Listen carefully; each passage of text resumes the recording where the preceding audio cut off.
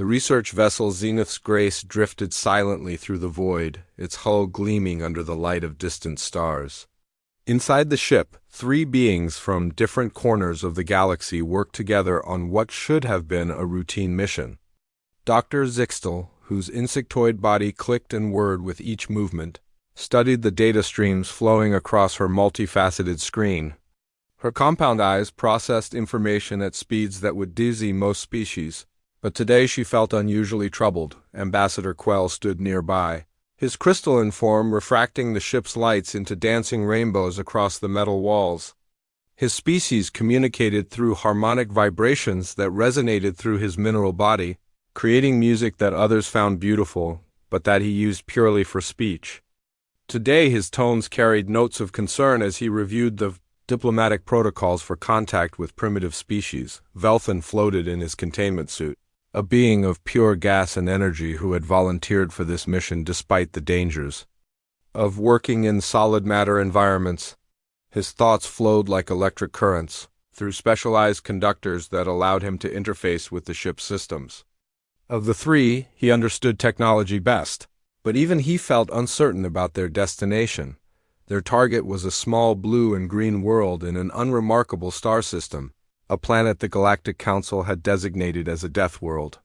The classification meant that the planet was so hostile to life that any species developing there would be savage, brutal, and dangerous. The gravity was crushing, the atmosphere toxic to most galactic species, and the star's radiation would kill most known life forms within hours. Yet their long-range sensors had detected signs of not just life, but organized civilization. Cities dotted the planet's surface, and primitive radio signals suggested some form of technology. The Council needed to know if these creatures were ready for contact, or if they posed a threat to galactic peace. Dr. Zixtel had studied hundreds of species across the galaxy, but she had never encountered anything from a true death world. Her research suggested that such environments would produce creatures focused only on survival, with no capacity for higher thought or emotion. They would be violent, unpredictable, and probably barely intelligent, Ambassador Quell had prepared. Standard first contact protocols, but privately he wondered if they would be necessary. Death world species typically destroyed themselves before achieving space travel. If these creatures had survived their hostile environment, they were probably too primitive to understand diplomatic concepts like peace or cooperation. Velyan monitored the ship's systems as they approached the planet's atmosphere, the energy. Readings from the surface were chaotic compared to the ordered patterns of civilized worlds. Massive storms raged across the oceans, and the weather systems showed violence that would tear apart any structure his people might build. How could anything intelligent survive down there? The ship shuddered as it entered the planet's atmosphere. Dr. Zixtel's instruments immediately began screaming warnings about atmospheric composition, radiation levels, and gravitational stress. This world was even more hostile than their data had suggested. The very air would burn their lungs, the gravity would crush their bones, and the radiation would cook their cells. Ambassador Quell tried to establish communication with any planetary governments, but the signals were too chaotic and primitive to decode. The inhabitants seemed to use dozens of different languages and showed no signs of unified planetary leadership. On civilized worlds, evolution had long ago eliminated such inefficiency. Velthan struggled to keep the ship stable as they descended toward the planet's surface. The electromagnetic interference from the star was unlike anything he had encountered. How could any technology function in such conditions? His people had evolved in the calm emptiness of space, where energy flowed in predictable patterns and matter behaved according to established laws. The mission plan was simple: land in a remote area, observe the local inhabitants from a safe distance, and collect enough data to determine the species' development level. If they were primitive enough, the Council might consider limited contact. If they were too advanced or aggressive, the planet would be quarantined until the species either evolved or destroyed itself. Dr. Zixtel had prepared extensive safety protocols. Their environmental suits would protect them from the toxic atmosphere. Their shields would deflect harmful radiation, and their weapons would handle any aggressive natives. She expected to find crude tool users, possibly with basic agriculture, but nothing that would challenge three representatives of galactic civilization. Ambassador Quell had studied the preliminary data on the species, designated as humans by their own primitive communications. They appeared to be bipedal mammals with minimal natural defenses, no claws or armored skin, and relatively small brain capacity. They seemed to organize into small tribal groups that fought constantly over resources. Typical Deathworld behavior, Velthan detected massive energy signatures across the planet's surface, but they were too chaotic to be proper technology. The readings suggested controlled explosions, electromagnetic pulses, and heat signatures that indicated large-scale combustion. The species was probably still burning organic matter for energy, a practice that civilized worlds had abandoned millions of years ago. The ship's descent continued, but something was wrong. Velthan's instruments showed system failures cascading through the ship's primary networks. The planet's electromagnetic field was interfering with their technology in ways that shouldn't have been possible. Civilized worlds had stable, predictable energy patterns that allowed for smooth technological operation. Dr. Zixtel realized they were in trouble when her life support systems began showing error messages. The planet's magnetic field was fluctuating wildly, and their shields were failing to compensate. Her suit's power cells were draining faster than they could recharge, and the radiation levels were climbing beyond safe parameters. Ambassador Quell tried to contact their mothership, but the communication array was dead. The same electromagnetic interference that was killing their other systems had severed their link to the outside galaxy. They were alone above a death world with failing technology and no way to call for help.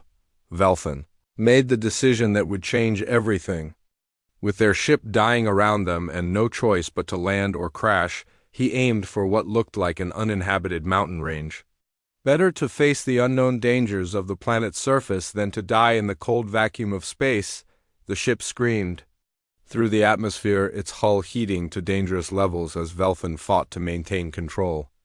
The mountain peaks rushed up to meet them, and he realized they were coming in too fast and too steep. This wasn't going to be a landing.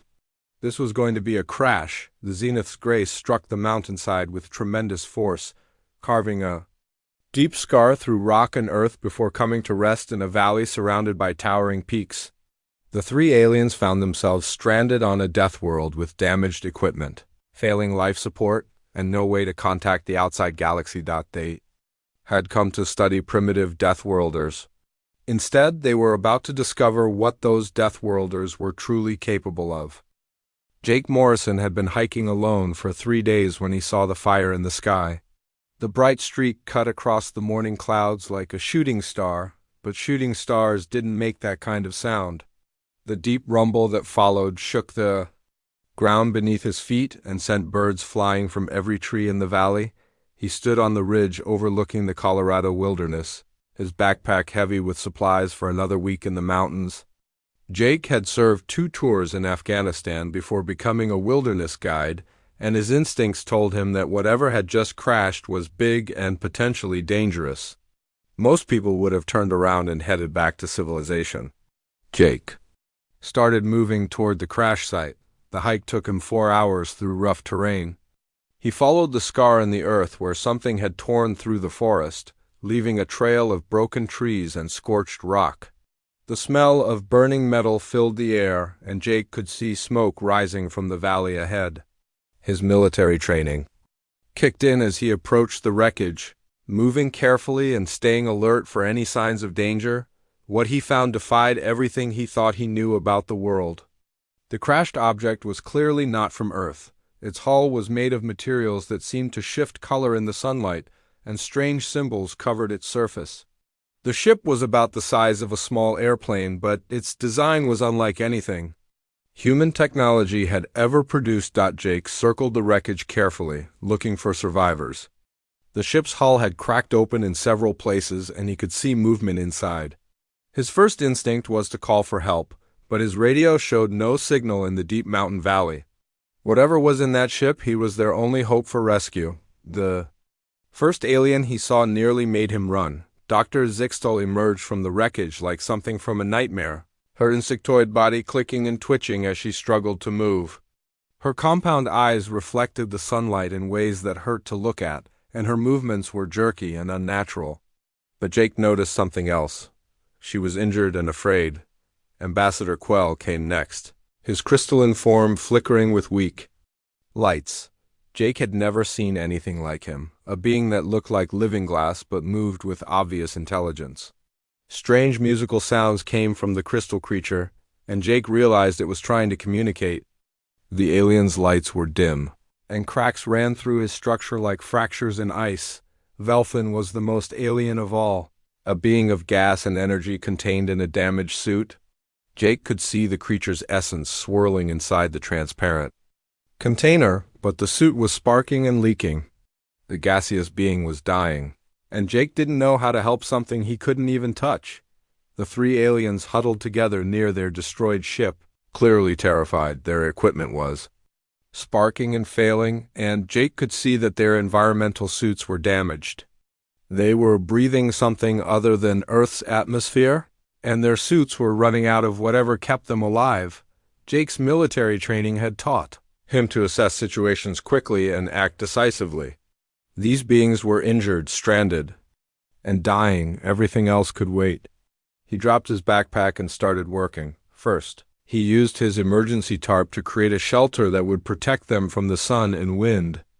The alien seemed surprised by his actions, watching him with what he interpreted as confusion. Jake worked quickly, using rope and hiking poles to create a sturdy structure that would keep them safe while he figured out what to do next. Next, he examined their injuries. Dr. Zixtal had what looked like broken limbs, though her anatomy was so different from humans that Jake had to guess at what was normal. He used his first aid supplies to stabilize what he could, wrapping her damaged appendages with bandages and using splints made from broken branches. Ambassador Quell's crystalline body had several deep cracks that seemed to be spreading. Jake had no idea how to treat a being made of living crystal, but he noticed that the cracks seemed to slow their spread when he used duct tape to hold the pieces together. It wasn't a proper medical treatment, but it might buy them time. Velthin's containment suit was the most urgent problem. The gaseous being was clearly suffocating as his artificial environment failed. Jake studied the suit's design, looking for anything that might help. He found what looked like a power connection and used his portable battery pack to provide emergency power. The suit system stabilized, and Velthin's swirling form became more active. The aliens watched Jake work with growing amazement. According to everything they knew about Deathworld species, he should have either attacked them or fled in terror. Instead, this human was risking his own safety to help complete strangers who didn't even belong to his species. It was behavior that their databases said was impossible. Jake activated his emergency beacon, hoping that someone would receive the signal and send help. The device would broadcast his location and indicate that he needed rescue, but he had no way to explain the true nature of the emergency. How do you tell rescue services that you found crashed aliens who need medical attention while they waited for help? Jake shared his food and water with the aliens.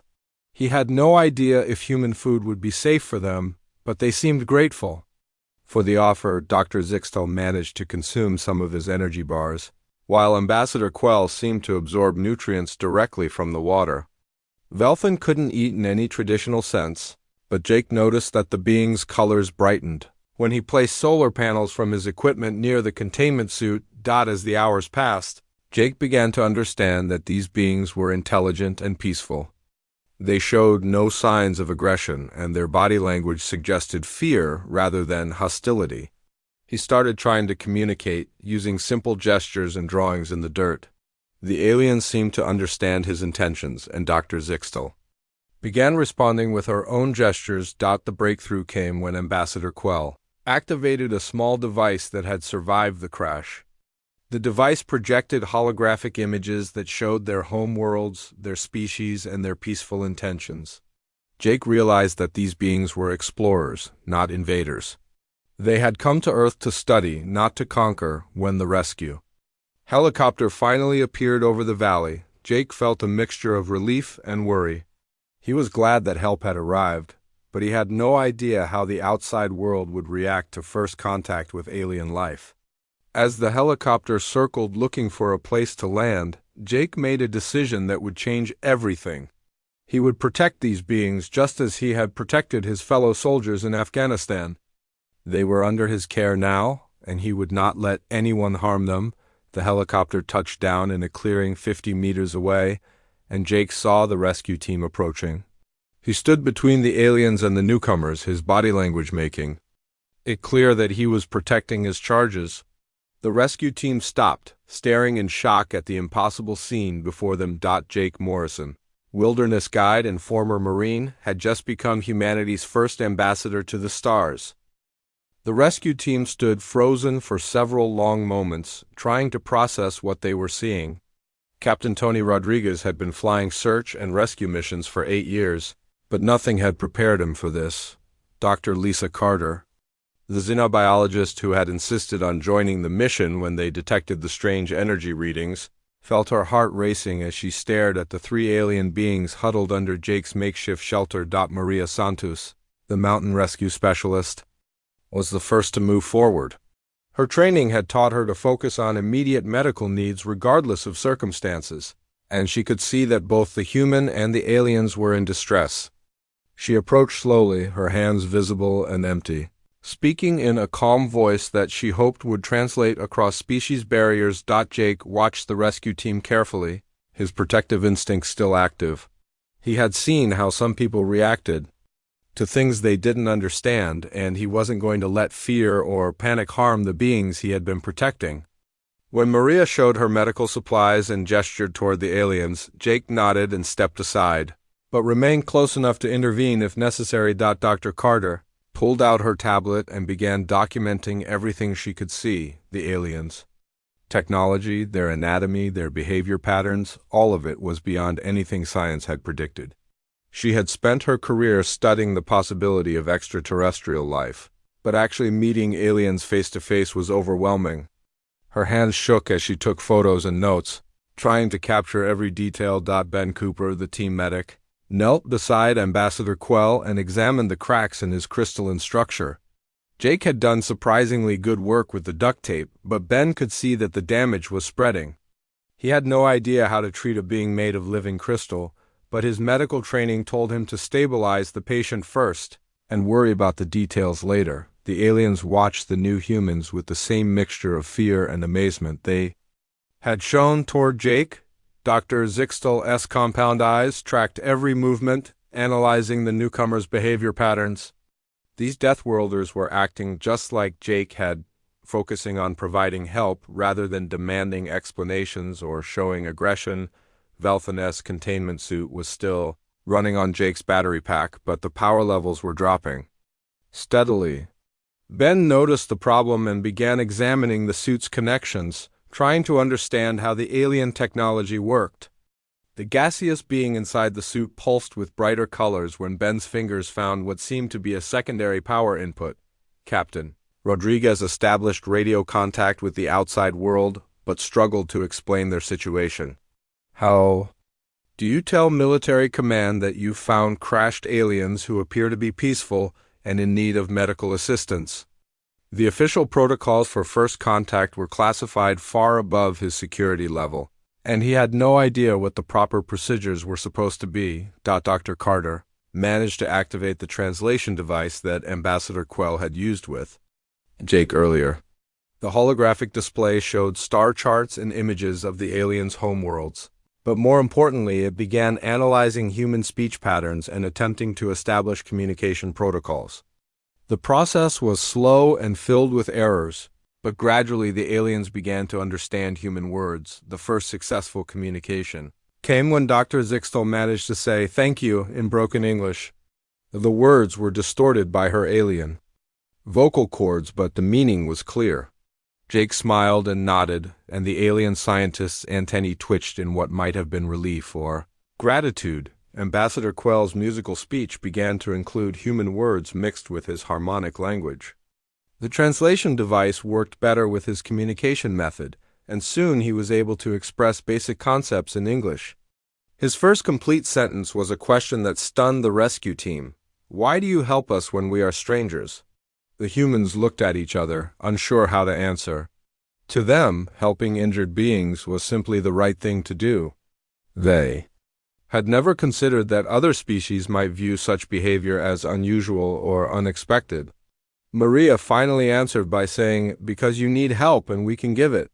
Velthan's communication was the most complex because his gaseous form couldn't produce sound in the traditional sense.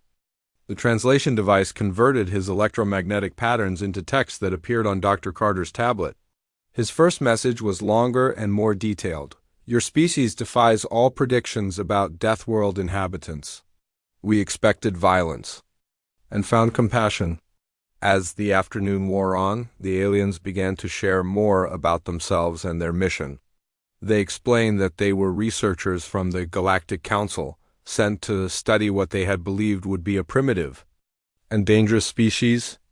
They had expected to find savage creatures fighting for survival, not organized beings capable of advanced technology and complex social cooperation. Dr. Carter realized that the aliens' preconceptions about humanity were based on their understanding of how life develops on hostile worlds.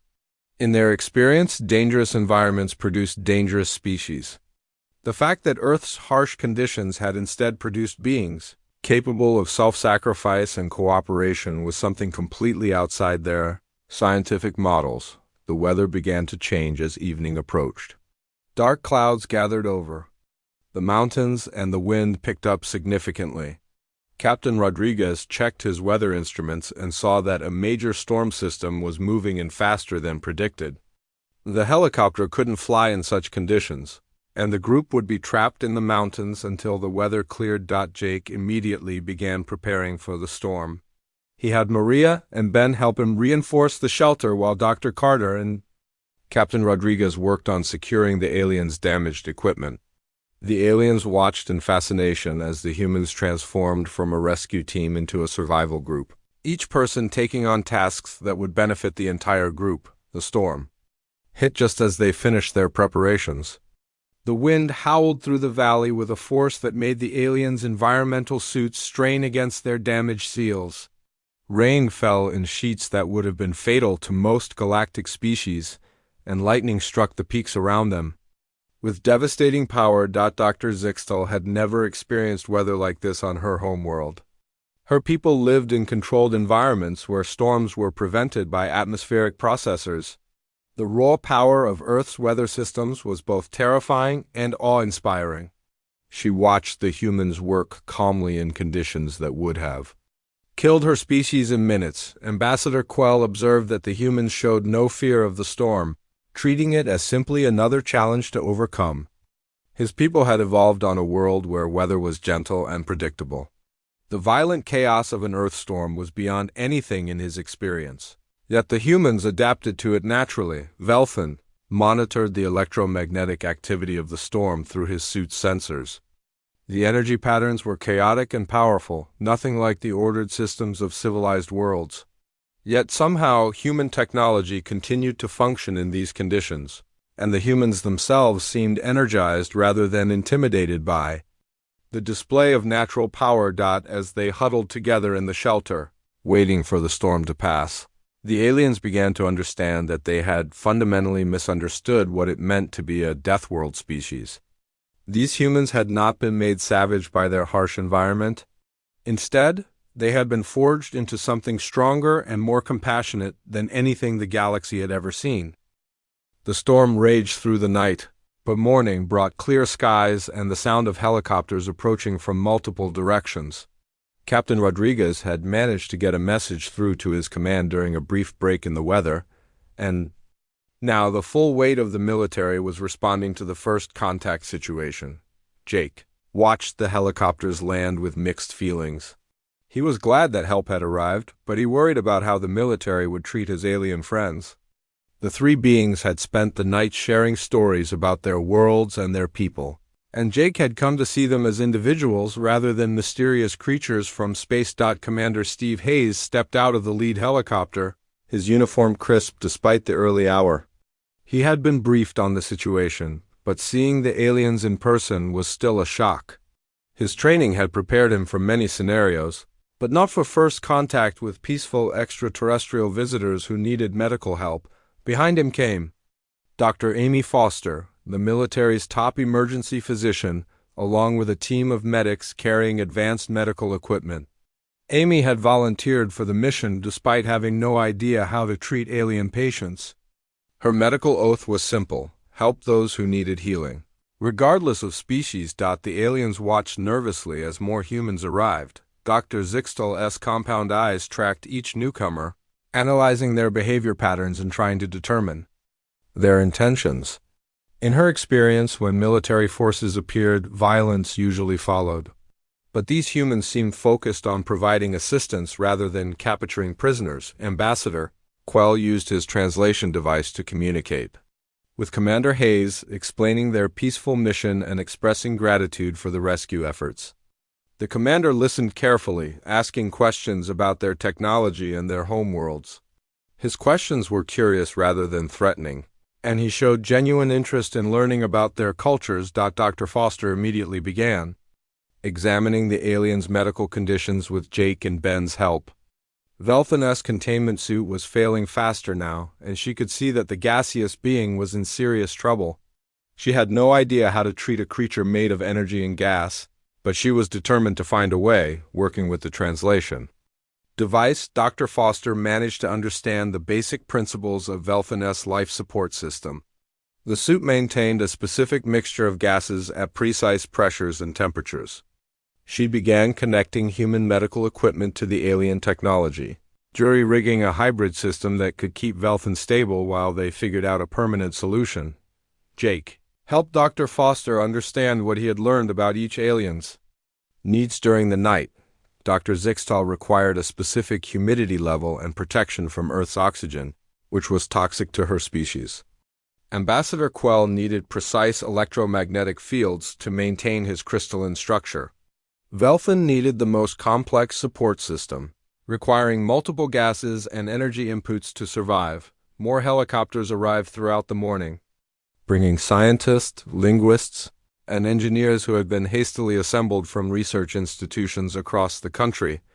Dr. Carl Brooks, a linguistics professor from Harvard, immediately began working with the translation device to improve communication between the species. Rachel Kim, a brilliant engineer from MIT, examined the aliens' technology with fascination. She had expected alien devices to be incomprehensibly advanced, but found that many of their principles were similar to human technology, just applied in different ways. She began working on better interfaces between human and alien systems. Dr. Peter Williams, an anthropologist from Stanford, interviewed the aliens about their cultures and societies. Through the improving translation system, he learned that the Galactic Council was a loose federation of species that had evolved on safe, stable worlds. They had never encountered beings who had developed under harsh conditions like Earth's. The aliens were amazed by the variety of human specialists who arrived to help them. On Council worlds, individuals typically specialized in one narrow field and rarely cooperated across disciplines. But these humans seemed to work together naturally, sharing knowledge and resources to solve problems that none of them could handle alone. Dr. Zixtal was particularly impressed by how the human scientists approached unknown problems. When they encountered something they didn't understand, they asked questions, conducted experiments, and worked together to find solutions. Her people tended to consult databases and follow established procedures, but humans seemed to thrive on creating new approaches. Ambassador Quell observed that human society seemed to function without the rigid hierarchies that govern Council worlds. The military commander consulted with civilian scientists as equals, and even Jake, who had no formal titles, was treated as an expert because of his experience with the aliens. This flexible approach to authority was unlike anything in Council space. Velthan was fascinated by human technology's robustness. Council devices were elegant and efficient, but they required carefully controlled environments to function properly. Human equipment was built to work in the chaotic conditions of Earth, with backup systems and redundant components that kept working even when damaged. As the day progressed, The aliens shared more detailed information about their mission and their government. They explained that the Galactic Council had classified Earth as a death world and expected to find either no intelligent life or extremely dangerous primitives. The reality of human civilization was forcing them to reconsider everything they thought they knew about how life develops in hostile environments. Dr. Carter worked with the alien scientists to understand their classification system for worlds and species. She learned that the Council had a rigid hierarchy based on environmental safety, with species from gentle worlds considered more civilized than those from harsh environments. Earth's classification as a death world had automatically placed humanity at the bottom of this hierarchy. The humans found this classification system puzzling and somewhat offensive. They had always assumed that intelligence was intelligence, regardless of where it evolved.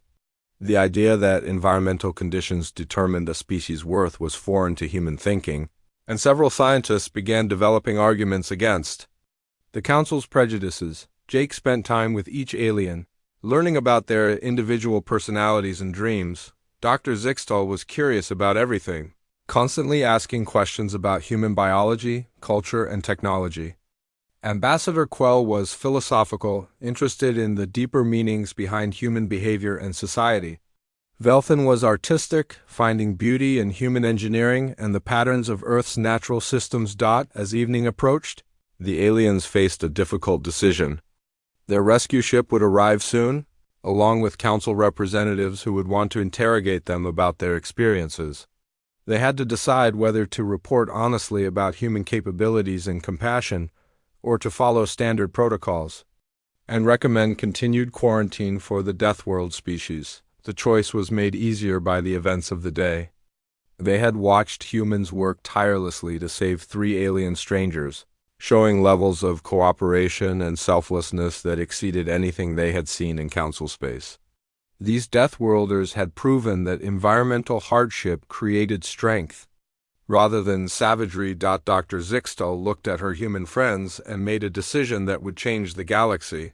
She would tell the Council the truth about humanity, regardless of the consequences. These beings deserved to take their place among the stars, and she would do everything in her power to make that happen. The aliens had come to Earth expecting to find monsters. Instead, they had found the most remarkable species the galaxy had ever produced. The Galactic Council rescue ships arrived 3 days later, their sleek forms descending from the sky like silver teardrops. Dr. Zixtal watched them approach with growing anxiety, knowing that her report would determine humanity's future relationship with the galaxy.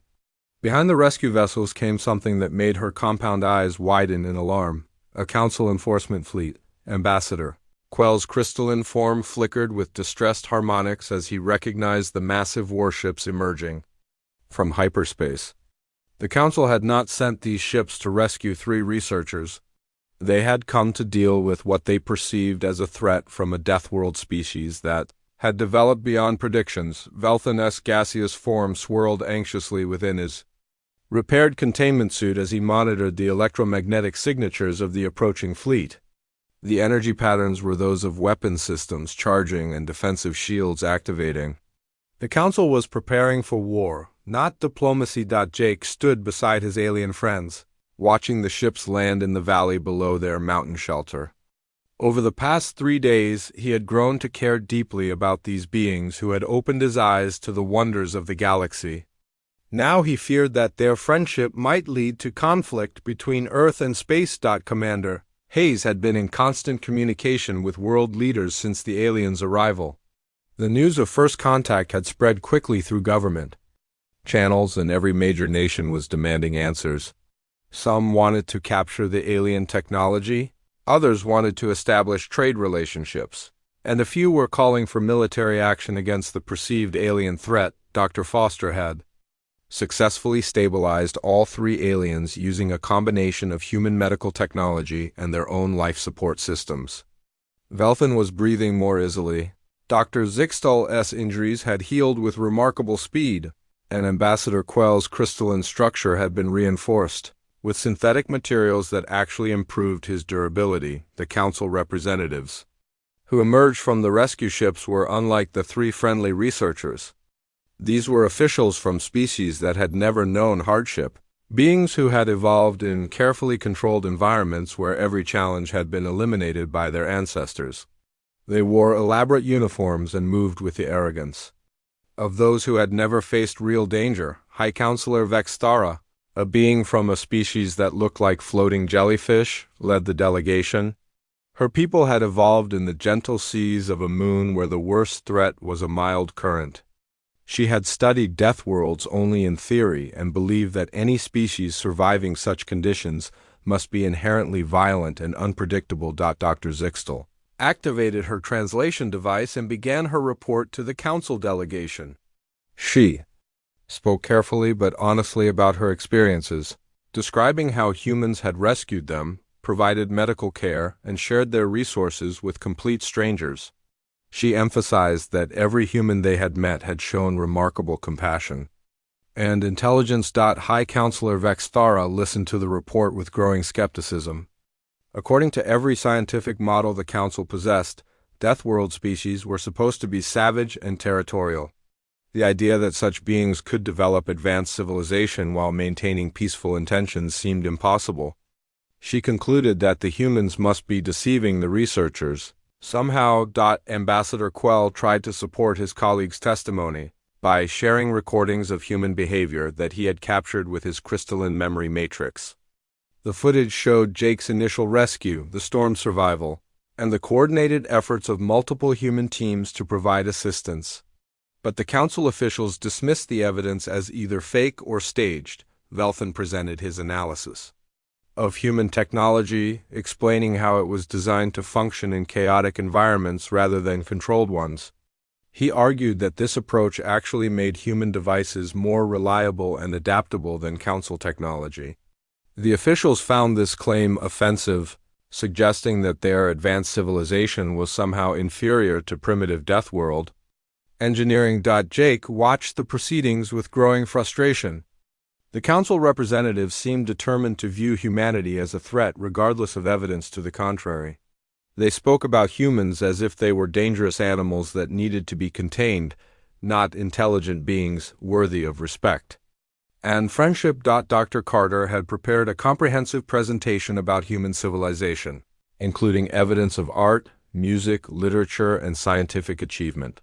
She had hoped to demonstrate humanity's cultural sophistication, but the council officials showed little interest in anything that didn't fit their preconceptions about Deathworld species. High Counselor Vextara announced the council's decision with the cold certainty of someone who had never doubted their own superiority. Earth would be placed under permanent quarantine, with orbital platforms established to prevent humans from leaving their star system. Any attempt to develop space travel would be met with military force. The three alien researchers were horrified by this pronouncement. Dr. Zixtel's antennae twitched with distress as she realized that her honest report had been ignored. Ambassador Quell's harmonics turned discordant with anger and frustration. Velthan's gaseous form pulsed with colors that indicated deep emotional turmoil. Jake stepped forward and addressed the council delegation directly, speaking through the translation device with quiet dignity. He explained that humans had no desire for conflict with galactic civilization, but would not accept imprisonment on their own world. He described humanity's dream of exploring the stars and meeting other intelligent species as friends and equals. The council officials were shocked that a primitive Deathworlder would dare to speak to them as an equal.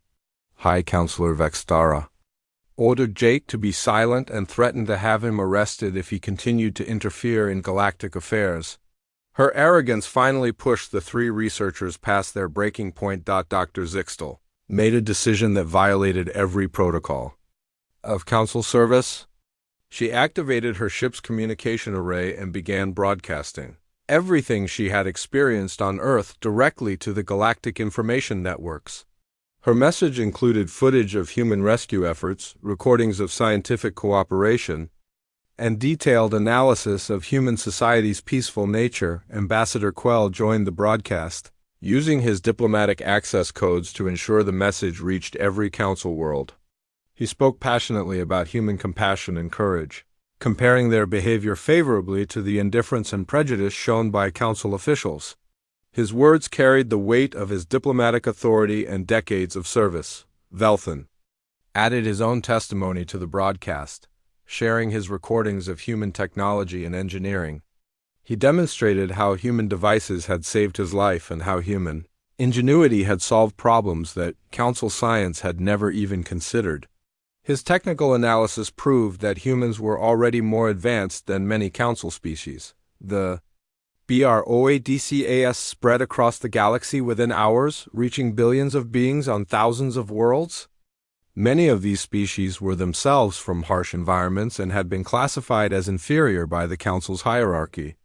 They saw in humanity a reflection of their own struggles and a challenge to the system that oppressed them. High Counselor Vexthara tried to stop the broadcast, but it was too late. The three researchers had used their insider access to bypass all security protocols, and their message was already being discussed on every council world. Public opinion began to shift as beings across the galaxy learned the truth about the remarkable species from the Death World called Earth. The enforcement fleet found itself facing not a primitive threat, but a political crisis. Moderate council members began demanding investigations into the quarantine decision, while representatives from harsh world species called for immediate recognition of humanity's rights. The galaxy had heard the truth about Deathworlders, and everything was about to change. Jake Morrison stood beside his alien friends as they watched their careers and possibly their lives crumble in service of a greater truth. They had chosen to stand with humanity against their own government, and Jake knew that such loyalty and courage proved everything they had said about the power of friendship across the stars. The message was simple but revolutionary. Deathworlds did not create monsters, they created heroes.